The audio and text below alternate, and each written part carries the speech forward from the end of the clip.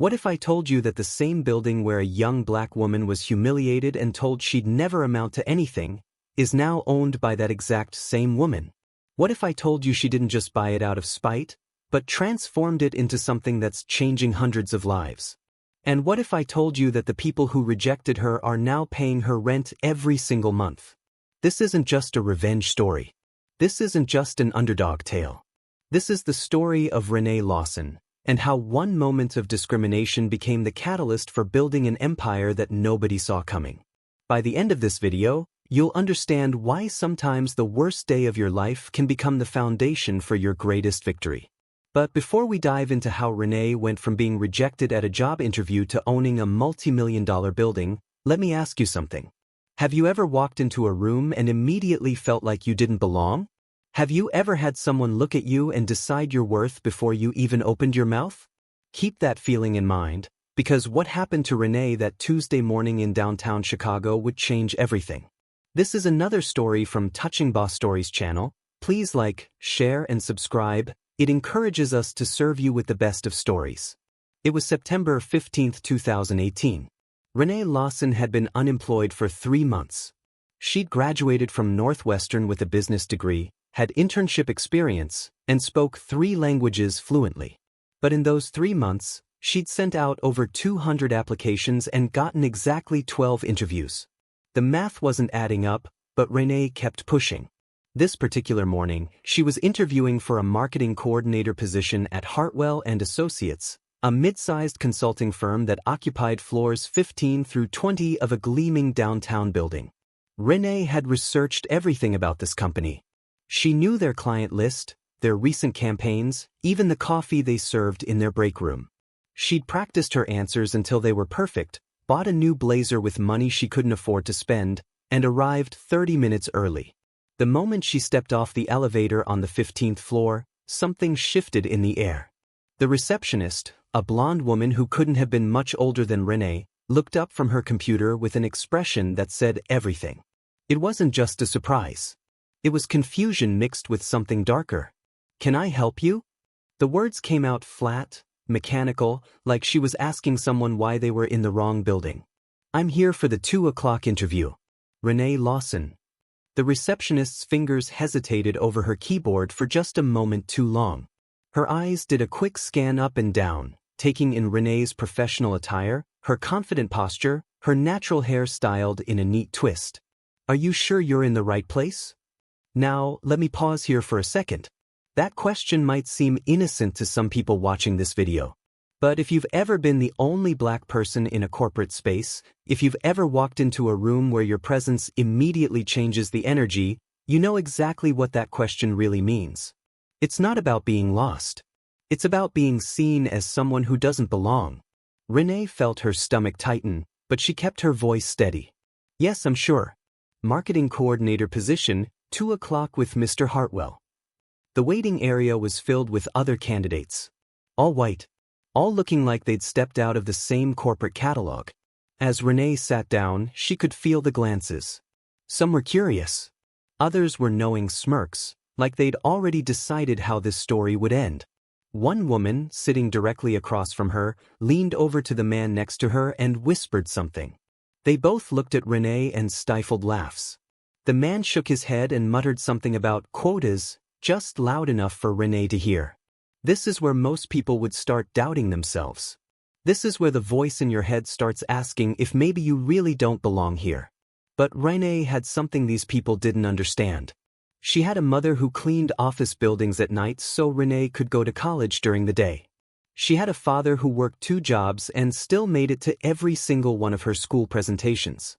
She had a foundation that couldn't be shaken by smirks and whispers. When they finally called her name, Renee walked into that conference room with her head high. The interview panel consisted of 3 people: Mr. Hartwell, the company founder, a middle-aged white man with silver hair and an expensive suit; Sarah Chin, the marketing director, an Asian American woman who looked uncomfortable; and Brad Morrison, the HR manager, a younger white man who kept checking his phone. From the moment Renee sat down, she could tell this wasn't going to be a real interview. It was a performance. A box-checking exercise. Mr. Hartwell barely glanced at her resume before launching into questions that had nothing to do with marketing. So, Renee, tell us about your background. Where are you from originally? When she mentioned growing up on the south side of Chicago, Brad smirked.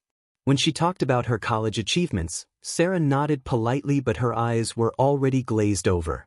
When Renee started explaining her innovative ideas for their social media strategy, Mr. Hartwell interrupted her mid-sentence.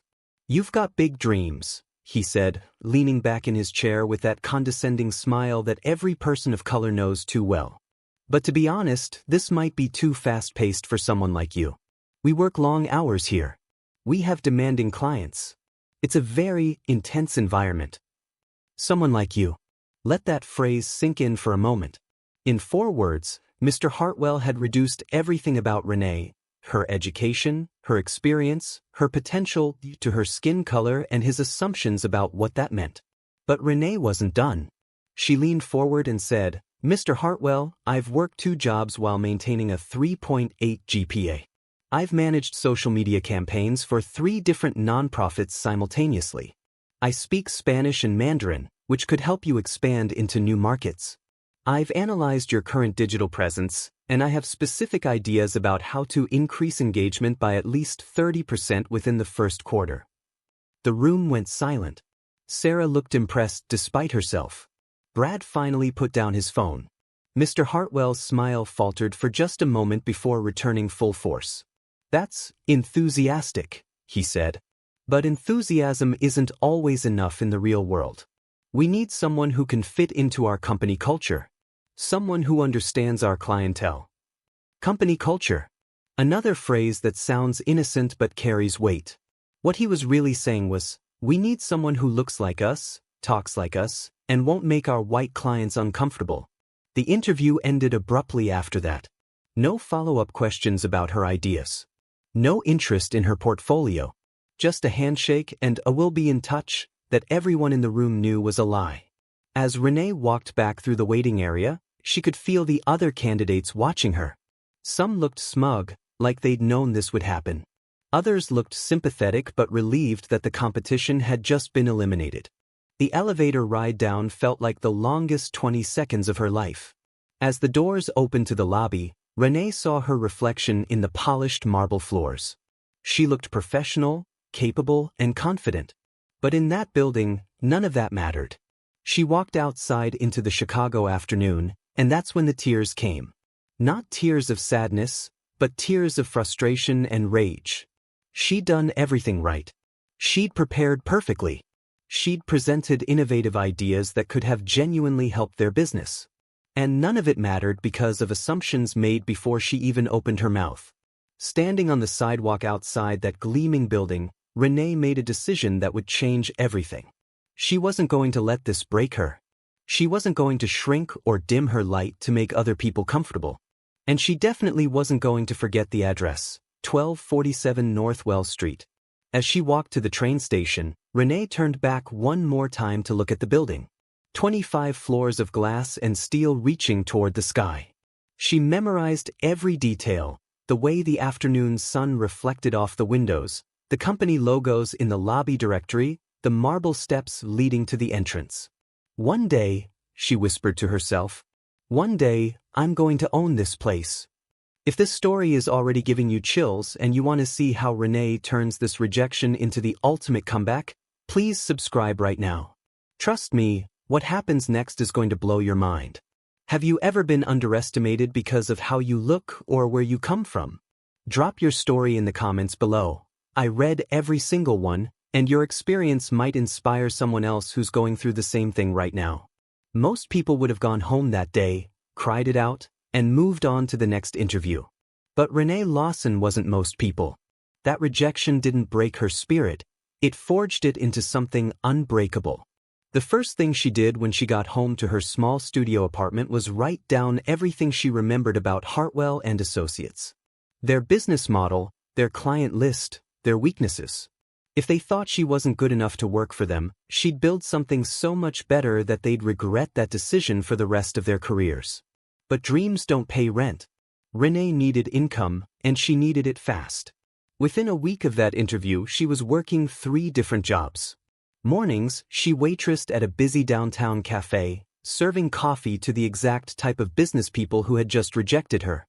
In the afternoons, she did freelance social media management for small businesses. Evenings, she worked retail at a clothing store in the mall. The irony wasn't lost on her. Every morning, she'd serve lattes to consultants and marketing executives who probably made more in a month than she made in 6. But instead of feeling bitter, Renee used it as motivation. She'd listen to their conversations about campaigns and strategies, taking mental notes about industry trends and client needs. During her breaks at the cafe, she'd pull out her phone and research real estate prices in downtown Chicago, commercial property laws, investment strategies, business incorporation processes. She was building a knowledge base for a future that existed only in her imagination, but she treated it like it was inevitable. 3 months after the rejection, Renee launched her first business, a social media consulting company she ran out of her studio apartment. She started with the small businesses she'd been helping as a freelancer, but word spread quickly. Her rates were competitive, her results were measurable, and her work ethic was unmatched. The clothing store where she worked evenings became her first major success story. The owner, Maria Santos, was a Latina woman who'd started the boutique with her life savings but struggled with online marketing. Within 2 months of hiring Renee, their Instagram following grew from 200 to 15,000. Sales increased by 400%. Maria was so impressed that she gave Renee a bonus and started referring her to other small business owners. But Renee was thinking bigger than social media management. During her lunch breaks at the cafe, she'd walk through downtown Chicago and study the buildings. She'd go into lobbies and observe the flow of people, the types of businesses, the energy of different spaces. She was learning the language of commercial real estate without even realizing it. One day, walking past 1247 North Wells Street, the building where she'd been rejected, she noticed something. The ground floor retail space was empty. There was a for lease sign in the window. Renee stopped and stared at that sign for a full 5 minutes, an idea forming in her mind. She went home that night and researched everything about commercial leasing: security deposits, lease terms, foot traffic patterns, zoning laws. She created a business plan for a concept that was just starting to emerge in major cities, a co-working space specifically designed for minority-owned businesses and female entrepreneurs. The plan was ambitious. Too ambitious for someone making barely enough to cover her rent. But Renee had learned something important from that job interview. The people who already had power weren't going to give her a seat at their table. So she'd build her own table. 6 months after starting her consulting business, Renee had saved enough to quit the retail job. 8 months in, she quit waitressing. By the end of her first year, she was making more from her consulting business than she would have made at Hartwell and Associates. But more importantly, she was building a network. Every client became a connection. Every success story became a referral. Maria Santos introduced her to her accountant, who introduced her to a lawyer, who introduced her to a real estate investor. Renee was weaving herself into the fabric of Chicago's business community, one relationship at a time. The breakthrough came in year 2. A tech startup she'd been working with got acquired for $20 million. The founder, David Kim, had watched Renee transform their social media presence from zero to viral. When he got his payout, the first person he called was Renee. "I want to invest in whatever you're building next," he told her over coffee. "You've got something special and I want to be part of it." That conversation changed everything. David didn't just bring money, he brought credibility. Suddenly, Renee had access to investor meetings, networking events, and opportunities that had been invisible to her before. She was still the only black woman in most rooms, but now she had an ally who could open doors. With David's initial investment, Renee was able to formalize her business plan. She wasn't just thinking about one co-working space anymore. She was envisioning a network of innovation centers that would provide not just workspace, but mentorship, funding connections, and community for entrepreneurs who looked like her. The research phase was intensive. Renee spent months studying successful co-working models, analyzing demographic data, and identifying underserved markets. She discovered that while co-working spaces were exploding in popularity, less than 5% were owned by women, and less than 2% were owned by people of color. Renee's vision was becoming crystal clear. She would create spaces that didn't just rent desks, they would incubate dreams. Every detail was planned with intention. The interior design would reflect the diversity of the community it served. The programming would include workshops on everything from coding to capital raising. The membership would be curated to create connections across industries and backgrounds. But she needed the perfect location. She'd looked at dozens of properties throughout Chicago, but nothing felt right. Some were too expensive. Others were in neighborhoods that didn't match her demographic research. A few had the right feel but lacked the symbolic power she was looking for. And then, in month 14 of her journey, she got a call that changed everything. The commercial real estate broker she'd been working with had news. A building owner downtown was looking to sell. Not least sell. The building had 25 floors, good bones, and a prime location. The owner was motivated to move quickly and would consider creative financing options. "What's the address?" Renee asked, though something in her gut already knew the answer. 1247 North Wells Street. Beautiful building. The current owner has some tenants locked into long-term leases, so it's generating immediate income. Are you interested in taking a look? Renee sat in silence for a moment, staring out the window of her new office, because by then, her business had grown enough to afford real office space. The universe had just handed her the ultimate plot twist. "Yes," she said finally. "I'm very interested." The next phase of her journey would require everything she'd learned over the past 2 years. Financial modeling, investor relations, legal negotiations, construction planning, community building. She'd gone from serving coffee to people like Mr. Hartwell to positioning herself to become his landlord. But before any of that could happen, she needed to raise serious money. Not thousands of dollars this time, millions. She needed a team of advisors who could guide her through the complexities of commercial real estate acquisition. She needed architects who could envision her dream. She needed contractors who could build it. Most of all, she needed to prove to a room full of investors that a young black woman from the south side of Chicago could not only buy a multi-million-dollar building but transform it into something that would generate returns while changing lives. The girl who'd been told she might not fit into their company culture was about to pitch the most audacious business plan of her career. This transformation is just getting started, and I promise you haven't seen anything yet. If you're as invested in Renee's journey as I am, please subscribe because the final act of this story is going to leave you speechless. What's the biggest risk you've ever taken to chase a dream? Sometimes the scariest leaps lead to the most incredible landings. Share your story in the comments. Your courage might be exactly what someone else needs to hear today. 2 years and 4 months after walking out of that humiliating job interview, Renee Lawson walked back into 1247 North Wells Street. But this time, she wasn't there to beg for a job. She was there to buy the building. The seller was Thomas Mitchell, a 72-year-old real estate mogul who'd built his empire through decades of smart acquisitions and even smarter exits. When his broker told him the interested buyer was a young African-American woman, Mitchell was skeptical.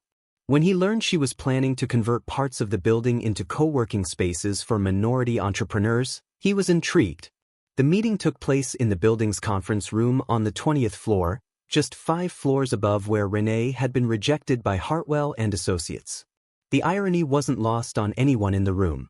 Renee arrived with her attorney, her financial advisor, and a presentation that would have made her business school professors proud. She'd spent months preparing for this moment, running financial models, studying comparable sales, and building relationships with lenders who understood her vision. "Mr. Mitchell," she began, "I'm not just looking to buy a building. I'm looking to transform a community." What followed was a 90-minute presentation that covered market analysis, demographic trends, social impact projections, and financial returns. Renee had done her homework. She knew that buildings with diverse tenant bases actually outperformed traditional commercial properties in terms of occupancy rates and tenant satisfaction. She knew that the neighborhood was gentrifying rapidly, making the building's value likely to appreciate significantly over the next decade. But more than that, She painted a picture of what the building could become. The lower floors would house her flagship co-working space, designed specifically for entrepreneurs of color and women-owned businesses. The middle floors would continue to house traditional office tenants, including Hartwell and Associates, who still had 3 years left on their lease. The upper floors would be converted into affordable housing for young professionals, creating a truly mixed-use environment. Mitchell listened without interrupting. When Renee finished, he leaned back in his chair and smiled. "In 45 years of real estate deals," he said, "I've never heard a more compelling vision for a property. But vision doesn't pay mortgages. Show me the money." This was the moment Renee had been preparing for. Over the past 6 months, she'd assembled an investment group that included David Kim, 2 other successful entrepreneurs she'd worked with, an impact investing fund focused on economic development, and surprisingly, Maria Santos from the clothing boutique, who'd grown her business so successfully with Renee's help that she now had capital to invest. The total purchase price was $18.5 million. Renee's group was putting down $4.2 million in cash and financing the rest through a combination of traditional commercial loans and creative seller financing. It was a complex deal that required multiple lawyers and 3 different lenders, but every piece was in place. 2 weeks later, Renee received the call she'd been waiting for. The deal was approved. She was now the owner of 1247 North Wells Street. The closing took place on a Tuesday morning, exactly 2 years and 6 months after her job interview. As Renee signed the final documents, she thought about her parents, who'd driven up from the South Side to witness their daughter become a building owner at age 27. She thought about every person who'd ever made her feel like she didn't belong in corporate America. And she thought about all the young entrepreneurs who would soon have a space where they absolutely belonged. But the real magic happened 3 days later, when Renee walked into the building as its owner for the first time. The lobby transformation began immediately. Where there had once been generic corporate art, Renee commissioned pieces from local artists of color. Where there had been cold marble and steel, she added warm wood accents and living walls. The building directory now included not just Hartwell and Associates and other traditional tenants, but the Renee Lawson Center for Innovation, the name she'd chosen for her co-working space. The construction and renovation process took 8 months. During that time, Renee continued running her consulting business while overseeing every detail of the building's transformation. She met with architects, interior designers, contractors, and city officials. She applied for tax incentives available for developments that promoted economic inclusion. She partnered with local universities to create internship programs. Most importantly, she began curating the community that would occupy her space. Through her existing network and targeted outreach, Renee identified over 100 entrepreneurs who were looking for affordable, supportive workspace. They included app developers, fashion designers, consultants, nonprofit founders, and more. What they all had in common was talent, drive, and limited access to traditional business resources. The grand opening was scheduled for September 15, 2021, exactly 3 years after her job interview. Renee had planned every detail of this day, but nothing could have prepared her for the emotional impact of seeing her vision come to life. The first person to arrive that morning was Maria Santos, now the successful owner of 3 boutiques and one of Renee's investors. "Mija," she said, tears in her eyes, "look what you built." By noon, the space was buzzing with entrepreneurs setting up their workstations, attending the opening day workshops, and connecting with each other. The energy was electric. This wasn't just a co-working space, it was a movement. But the moment Renee had been both anticipating and dreading came at 2:30 p.m. Mr. Hartwell from Hartwell and Associates appeared in the lobby, looking confused and slightly annoyed. "Excuse me," he said to the receptionist, a young black woman named Jasmine who Renee had specifically hired for her combination of professionalism and warmth. "What's all this commotion? We're trying to work upstairs." Jasmine smiled politely. "Oh, you must be from one of our tenant companies. This is the grand opening of the Renee Lawson Center for Innovation. Ms. Lawson is the building owner. Would you like me to introduce you?" The color drained from Mr. Hartwell's face. He looked around the lobby, taking in the changes, the energy, the young entrepreneurs who looked nothing like his traditional corporate world. Renee Lawson owns this building? Yes, sir. She's right over there if you'd like to say hello. Renee had been watching this interaction from across the lobby. She walked over slowly, savoring every step. Mr. Hartwell looked exactly the same as he had 3 years ago, just a little grayer around the edges. Mr. Hartwell, she said, extending her hand with a confident smile. I don't think we've been properly introduced. I'm Renee Lawson, the owner of this building. I believe you're one of our tenants upstairs. The handshake lasted longer than it should have. Mr. Hartwell's eyes showed recognition, confusion, and something that might have been respected. You bought this building? He stammered. I did. And I have to say, having Hartwell and Associates as a tenant adds credibility to the property. I hope you're comfortable with your lease terms, because you've got 3 more years with us. Mr. Hartwell opened his mouth to respond, but no words came out.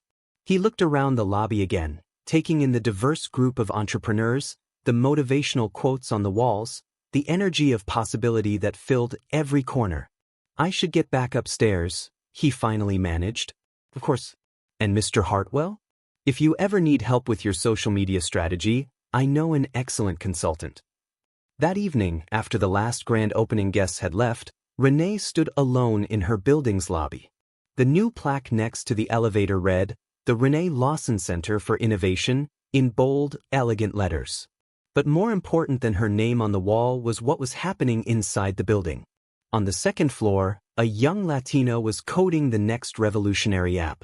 On the 3rd floor, 2 Black women were planning a nonprofit that would provide financial literacy education in underserved communities. On the 4th floor, a formerly incarcerated man was building a landscaping business that would employ others with similar backgrounds. Each of these entrepreneurs had their own story of rejection, discrimination, or systemic barriers. But in this building, none of that mattered. What mattered was their talent, their vision, and their determination to build something meaningful. 6 months after the grand opening, the impact was measurable. Businesses in the Renee Lawson Center had collectively raised over $2.3 million in funding. They'd created 47 new jobs. 3 companies had acquired or signed major partnerships. The retention rate was 94%, compared to an industry average of 67%. But the numbers only told part of the story. The real impact was in the connections being made, the mentorship happening organically, the confidence being built in entrepreneurs who'd never had access to this kind of supportive environment. Renee expanded the programming to include monthly pitch competitions, quarterly investor meetups, and an annual conference that brought together entrepreneurs from across the Midwest. She partnered with banks to provide microloans, with law firms to offer pro bono services, and with established corporations to create mentorship opportunities. The building itself became a symbol. Other cities reached out to Renee, asking her to consult on similar projects. She was invited to speak at conferences, featured in magazines, and profiled on national television. But she never forgot why she'd started this journey. Every morning, Renee would arrive at 1247 Northwell Street and take a moment to appreciate what had been built. Not just the physical space, but the community, the opportunities, the dreams being realized within these walls. And sometimes, when she was riding the elevator up to her office on the 21st floor, she would remember that 27-year-old woman who'd been told she didn't fit their company culture. That woman who'd been rejected because of assumptions and biases. That woman who'd promised herself that one day, she'd own this building. The promise had been kept. But more than that, it had been exceeded in ways she never could have imagined. Today, the Renee Lawson Center for Innovation houses over 150 entrepreneurs across multiple floors.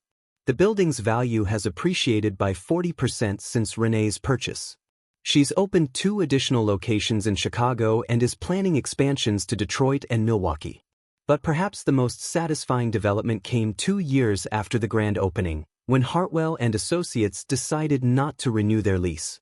They'd grown uncomfortable, Mr. Hartwell explained to Renee's property manager, with the changing energy of the building.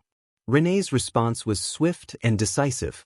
She converted their former office space into a scholarship program headquarters, providing grants for young entrepreneurs to attend business school or launch their first ventures.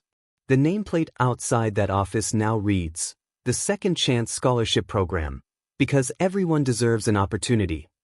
If this story moved you, if it inspired you, if it reminded you that rejection is often just redirection towards something better, I need you to do 3 things right now. First, smash that like button to help this story reach more people who need to hear it. Second, subscribe to Touching Boss Stories channels and hit the notification bell because I share stories like this regularly, stories of people who refuse to let other people's limitations become their reality. And third, share this video with someone who's going through a tough time, someone who's been told they're not good enough, someone who needs to remember that their current situation is not their final destination. And here's my final question for you. Renee turned rejection into an empire, discrimination into determination, and obstacles into opportunities. What would you build if you knew you couldn't fail? What dream are you sitting on that could change not just your life, but the lives of people in your community? Drop your biggest, scariest, most audacious dream in the comments below. Because someone reading this needs to see that they're not alone in thinking big. Remember, they said she'd never make it. Now she makes the rules. What rules are you going to make?